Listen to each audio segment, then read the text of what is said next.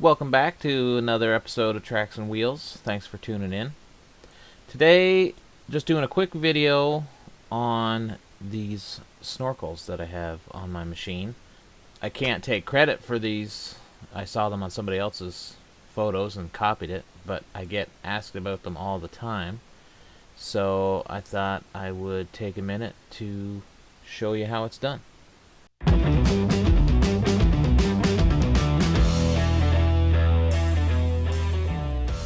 So if you saw the last video, the trail riding video, you saw that I broke one of my front axles. That's been replaced, both sides actually, with some heavy duty Demon axles.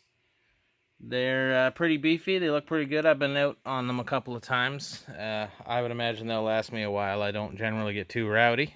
Something else that I haven't shown you is my little spare fuel can. Maybe I'll give you a little rundown on that as well. But as I said before, this is mostly going to be about this snorkel setup. So I'm going to get all the stuff out of my cargo bed and see if I can demonstrate how it's done. The regular non-snorkeled intake is just inside this little housing here, coming up from the bottom with this hose. On the passenger side, it is the intake for the engine, and on the driver's side, you would have the intake and exhaust for the clutch housing.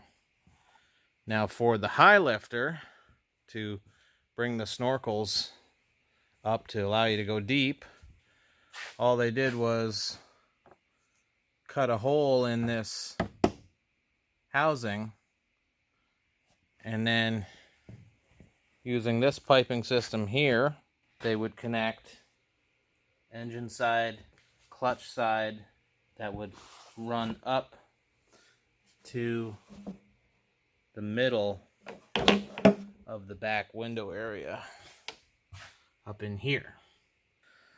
Those pipes would run across the back here, taking up quite a lot of cargo space, interfering a little bit with the 4-point harness. In fact, if you look it up, they don't actually say that harnesses are compatible with the Highlifter model in those year ranges because of that. So we moved the snorkels out of the center and put them out here at the sides. Obviously they're a little bit lower, but you still get higher than non-snorkeled, and you gain a lot of cargo space.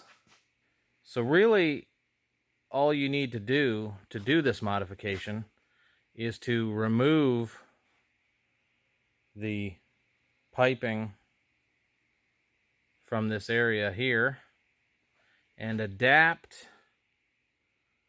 the caps to fit right into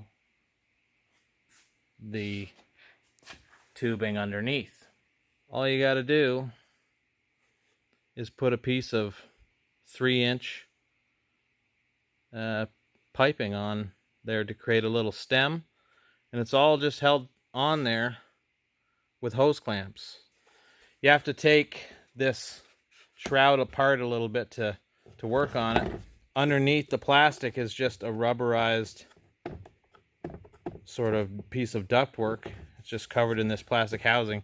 You pull that off to work with the hose clamps. Put in your piece of PVC, and there you have it. The only tricky part is you need to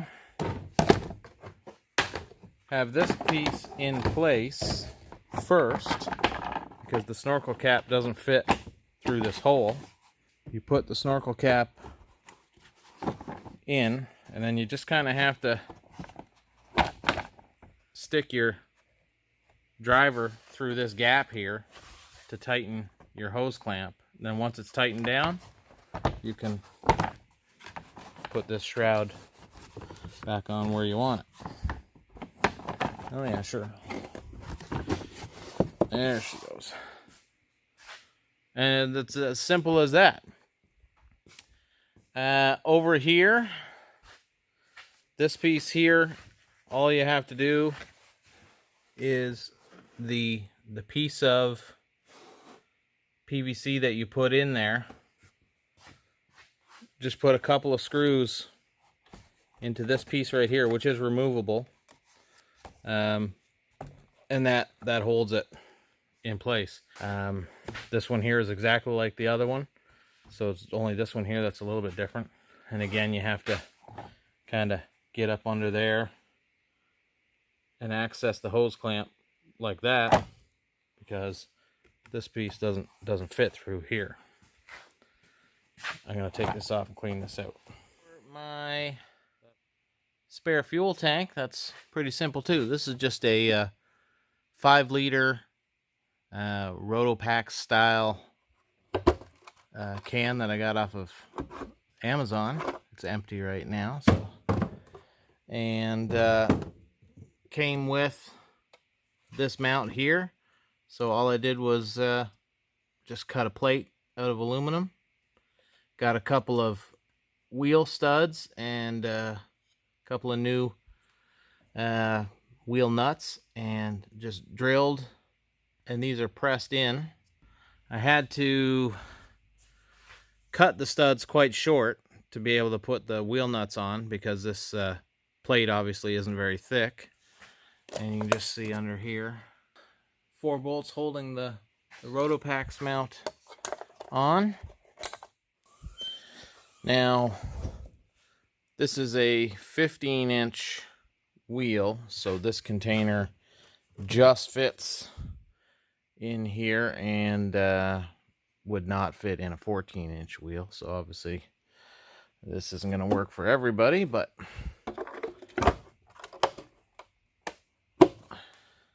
and even when it's full of fuel, the spare tire carrier can still hold itself in the upright position, so that's good. So obviously, if you have a Highlifter now that you don't really go deep with and you wanted to do this mod, it's super simple. If you're looking to add this to non-Highlifter, could be a totally different story, because obviously you don't have these tips here and they would probably break the bank on that project. But it would be very simple just to make full PVC snorkels that just attach to the existing ductwork using hose clamps. So that's it for this video. Hope you enjoyed it, and thanks for watching.